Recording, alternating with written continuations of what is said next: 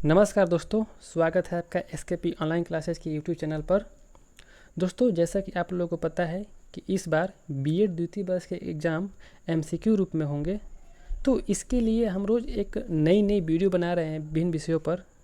दोस्तों, इस वीडियो में हम लेकर आए हैं बीएड द्वितीय वर्ष हिंदी शिक्षण के लिए कुछ महत्वपूर्ण बहुविकल्पीय प्रश्न।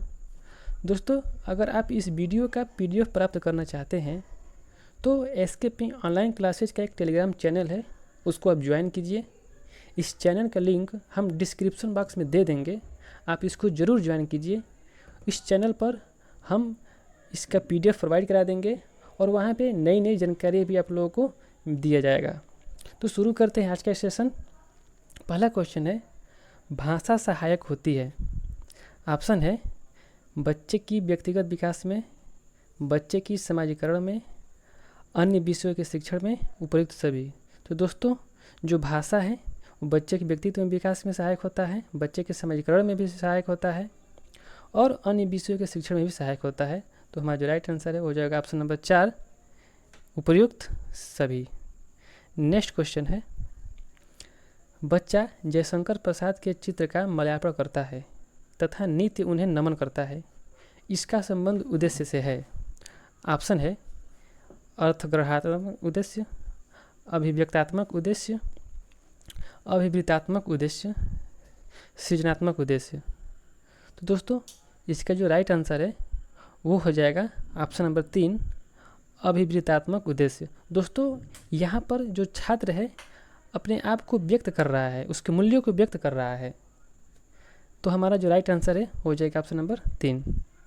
नेक्स्ट क्वेश्चन है, बच्चा पाठ में से समानार्थक शब्दों को छांटकर उसका वर्गीकरण करता है, इसका संबंध उद्देश्य से है। ऑप्शन है अर्थग्रहणात्मक, अर्थव्यतात्मक, अभिवृत्तात्मक, अभिरुच्यात्मक। दोस्तों, इसका जो राइट आंसर है वो हो जाएगा ऑप्शन नंबर 1, अर्थग्रहणात्मक। दोस्तों, जो बच्चा है समानार्थक शब्दों को छांट करके उसका वर्गीकरण करता है, मतलब कि वो अर्थों को समझ रहा है। तो हमारा जो राइट आंसर है हो जाएगा ऑप्शन नंबर 1, अर्थग्रहणात्मक। नेक्स्ट क्वेश्चन है, हिंदी भाषा शिक्षण के उद्देश्य से तात्पर्य है। ऑप्शन है भावों और विचारों का समझना, उच्चारण का ज्ञान प्राप्त करना, भाषा तत्वों का ज्ञान प्राप्त करना, उपयुक्त सभी। तो दोस्तों, अगर हम बात करें हिंदी भाषा शिक्षण के उद्देश्य का, तो भावों और विचारों को समझना ये भी सही है, उच्चारण का ज्ञान प्राप्त करना दोस्तों ये भी सही है, भाषा तत्वों का ज्ञान प्राप्त करना दोस्तों ये भी सही है। तो हमारा जो राइट आंसर हो जाएगा ऑप्शन नंबर 4, उपयुक्त सभी। नेक्स्ट क्वेश्चन है, आकलन की कौन सी विशेषता नहीं है। दोस्तों, इस प्रकार के क्वेश्चन में यहाँ पे आप लोग टिक लगाकर ही क्वेश्चन को हल करें। ऑप्शन दिया हुआ है कि अधिगम एवं विकास को बल प्रदान करने के लिए, सभी बच्चों की तुलना एक दूसरे से प्रगति से करने के लिए, बच्चों की आवश्यकता जानने के लिए, पाठ्यक्रम के लक्ष्यों की प्राप्ति के लिए। तो दोस्तों, जो आकलन की विशेषता होती है वो होती है कि अधिगम एवं विकास को बल प्रदान करने के लिए, ये सही बात है। सभी बच्चों की तुलना एक दूसरे से प्रगति करने के लिए, दोस्तों यहाँ पे ये गलत बात है। जो हमारा आकलन है, आकलन का उद्देश्य ये नहीं होता है। बच्चे की आवश्यकता जानने के लिए, ये भी सही बात है। पाठ्यक्रम के लक्ष्यों की प्राप्ति के लिए दोस्तों ये भी सही बात है। तो चूंकि यहाँ पे पूछे इसमें कौन सी विशेषता नहीं है, तो हमारा ऑप्शन नंबर 2 राइट हो जाएगा, सही हो जाएगा। ये विशेषता नहीं है बच्चों की तुलना एक दूसरे से प्रगति से करने के लिए। नेक्स्ट क्वेश्चन है, बाल साध का अर्थ है। ऑप्शन है शिशु की पहली किलकारी से, शिशु की पहली किलकारी से, बच्चे के शब्द ज्ञान से, बच्चे के शांत स्वभाव से, बच्चे की निद्रा से। दोस्तों, बाल साध का मतलब होता है बच्चा कब बोलता है, मतलब पहली आवाज़ कब निकल रही है। तो यहाँ पे हमारा जो राइट आंसर है वो जो ऑप्शन नंबर 1, शिशु की पहली किलकारी से। नेक्स्ट क्वेश्चन है, बच्चे सहज स्वाभाविक भाषा का प्रयोग करते हैं। बच्चे सहज स्वाभाविक भाषा का प्रयोग करते हैं। सहज स्वाभाविक मतलब कि अपने आसान भाषा में, अपने बोलचाल की भाषा में। तो ऑप्शन दिया हुआ है स्कूल में, घर में, लिखने में। तो दोस्तों, स्कूल में अपनी बोलचाल का भाषा बच्चे प्रयोग नहीं करते हैं, तो हमारा गलत हो जाएगा। वहाँ पे तो एक सटीक भाषा का प्रयोग किया जाता है। एक निश्चित भाषा का प्रयोग किया जाता है, लिखने में भी नहीं होता है, तो भी हमारा गलत हो जाएगा। तो जो हमारा राइट आंसर है वो हो जाएगा ऑप्शन नंबर 2, घर में। घर में जो बच्चे होते हैं वो सरल स्वाभाविक भाषा का प्रयोग करते हैं। नेक्स्ट क्वेश्चन है, मौखिक अभिव्यक्ति का आधार कौशल है। ऑप्शन है सुनना, बोलना, पढ़ना, 1 और 2 दोनों। तो दोस्तों पढ़ने में मौखिक अभिव्यक्ति के कोई महत्व नहीं है, तो हमारा जो राइट आंसर है हो जाएगा ऑप्शन नंबर 4, 1 और 2 दोनों, सुनना और बोलना। नेक्स्ट क्वेश्चन है, संक्षेपीकरण हेतु आवश्यक नहीं है, अनावश्यक नहीं है। दोस्तों यहाँ पे भी आप लोग विशेष ध्यान दें, पूछा है अनावश्यक नहीं है, अनावश्यक मतलब कि ये आवश्यक है। तो ऑप्शन दिया है व्याख्यान, पुनरावृत्ति, उदाहरण, सार लेखन। तो दोस्तों इसका जो सही आंसर है वो हो जाएगा पुनरावृत्ति। दोस्तों संक्षेपीकरण में जो पुनरावृत्ति है वो आवश्यक है। नेक्स्ट क्वेश्चन है, भाषा की तैयारी हेतु उपयोगी है। ऑप्शन है श्रव्य दृश्य सामग्री, लिखित अभिव्यक्ति, विषय वस्तु से संबंधित प्रमाणिक उदाहरण, इनमें से कोई नहीं। तो दोस्तों भाषण की तैयारी करने के लिए श्रव्य दृश्य सामग्री से कोई मतलब नहीं है, लिखित अभिव्यक्ति से भी कोई मतलब नहीं है। हाँ, लेकिन भाषण की तैयारी के लिए विषय वस्तु से संबंधित प्रमाणिक सामग्री का उपलब्ध होना आवश्यक है। तो हमारा जो राइट आंसर है वो हो जाएगा ऑप्शन नंबर 3, विषय वस्तु से संबंधित प्रमाणिक सामग्री उदाहरण। नेक्स्ट क्वेश्चन है, मौखिक अभिव्यक्ति का एक रूप है। ऑप्शन है कहानी सुनना, कहानी पढ़ना, कहानी लिखना, इनमें से सभी। तो दोस्तों मौखिक अभिव्यक्ति का जो स्वरूप है ये हो जाएगा हमारा कहानी सुनाना। तो दोस्तों कहानी पढ़ना इसमें कोई मौखिक अभिव्यक्ति नहीं हो पा रहा है, कहानी लिखने में भी नहीं हो रहा है। तो हमारा जो सही आंसर है वो हो जाएगा ऑप्शन नंबर 1, कहानी सुनाना। दोस्तों कहानी सुनाने में मौखिक अभिव्यक्ति का एक रूप है। नेक्स्ट क्वेश्चन है, बच्चों में भाषण देने के कौशल की शुरुआत की जा सकती है। ऑप्शन है कक्षा 1 में, कक्षा 8 में, कक्षा 5 में, कक्षा 3 में। तो दोस्तों बच्चों को भाषण देने की जो शुरुआत है, कौशल की शुरुआत है, वो दोस्तों हम कक्षा 3 से करते हैं। तो हमारा जो सही आंसर है हो जाएगा ऑप्शन नंबर 4, कक्षा 3। दोस्तों कक्षा 5 में जो बच्चे होते हैं भाषण देने के लिए एप्लीकेबल हो जाते हैं, देने लगते हैं। नेक्स्ट क्वेश्चन है, बच्चों को बातचीत का मौका देने से क्या फ़ायदा होगा। ऑप्शन है वह अपने अनुभवों और विचारों को प्रकट करने में सक्षम होंगे, शब्द सीखेंगे, तुकबंदी करेंगे, पढ़ना सीखेंगे। तो दोस्तों किसी बच्चे को अगर बातचीत करने का मौका दिया जाए तो बच्चों में जो फ़ायदा होगा वो होगा, यहाँ पे दिया हुआ है शब्द सीखेंगे। दोस्तों ये नहीं होगा, गलत बात है कि वो शब्द नहीं सीखेंगे। तुकबंदी करेंगे ये भी गलत बात है, पढ़ना सीखेंगे ये भी गलत बात है। हाँ, वहाँ पे एक ज़रूर होगा कि वो अपने अनुभव और विचारों को प्रकट करने में सक्षम हो जाएंगे।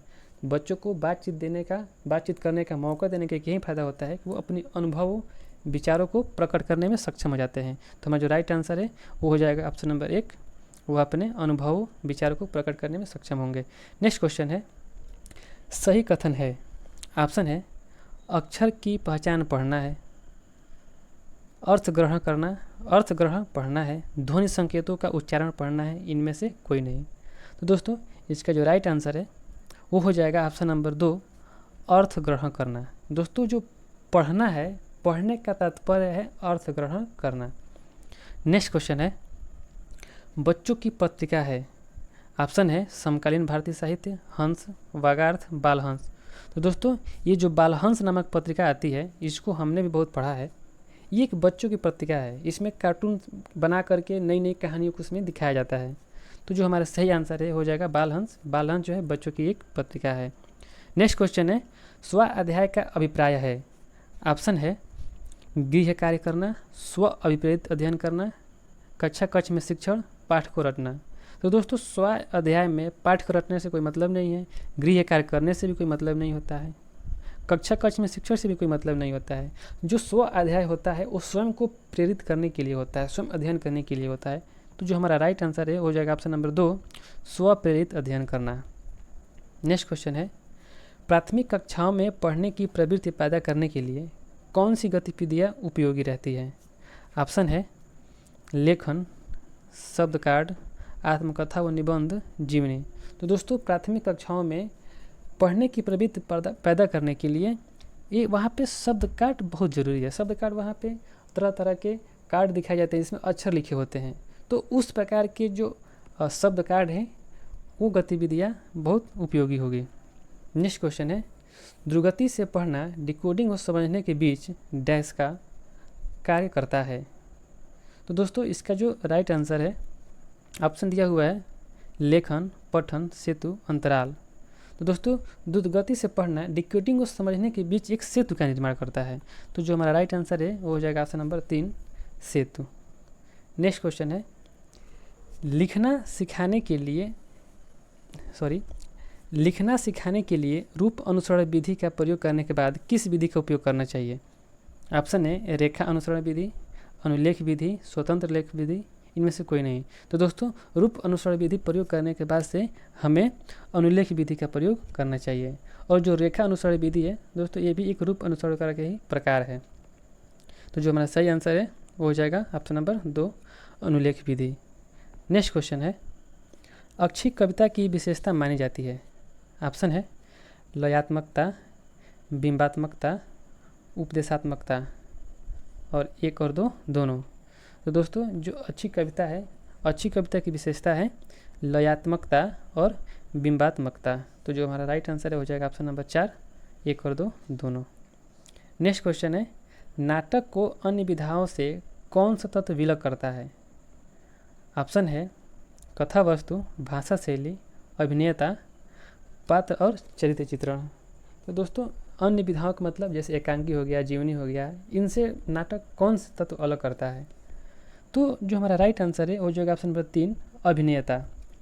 जो अभिनेता है वो नाटक को अन्य विधाओं से अलग करता है। कथा वस्तु भी सब में सेम होता है, भाषा शैली भी है, पात्र और चरित्र चित्रण भी है, ये अलग नहीं करते हैं, लेकिन जो अभिनेता है वो अलग करते हैं। तो हमें राइट आंसर है ऑप्शन नंबर 3, अभिनेता। नेक्स्ट क्वेश्चन है, बच्चे के लिए शुरुआती गीत है। ऑप्शन है बालसाद, लोरी, मल्हार, मांड। तो दोस्तों सभी बच्चे बचपन में लोरी सुनते हैं। तो इसका जो सही आंसर है वो हो जाएगा ऑप्शन नंबर 2, लोरी। जो लोरी है बच्चों के लिए शुरुआती गीत होता है। नेक्स्ट क्वेश्चन है, बच्चे के भाषा विकास में मददगार है। ऑप्शन है पहेलियाँ, चित्रकथाएँ, 1 व 2, इनमें से कोई नहीं। तो बच्चों के भाषा विकास में जो सहायक हैं, मददगार हैं, वो हैं पहेलियाँ और चित्रकथाएँ। तो जो हमारा सही आंसर है वो हो जाएगा ऑप्शन नंबर 3, 1 और 2 दोनों। नेक्स्ट क्वेश्चन है, आकलन किया जाता है।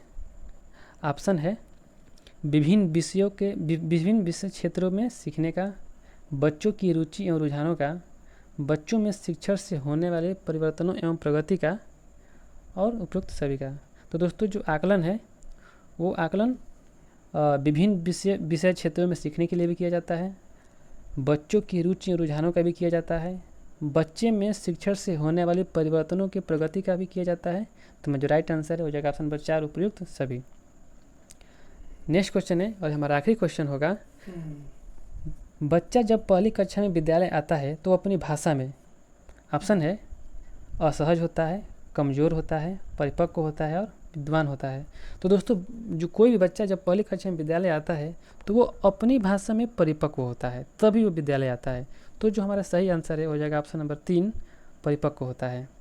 दोस्तों थैंक्स फॉर वाचिंग। अगर मेरा वीडियो पसंद आया हो तो लाइक कीजिए, कमेंट करके हमें ज़रूर बताइए और अपने दोस्तों को शेयर कीजिए और इस चैनल को सब्सक्राइब कीजिए।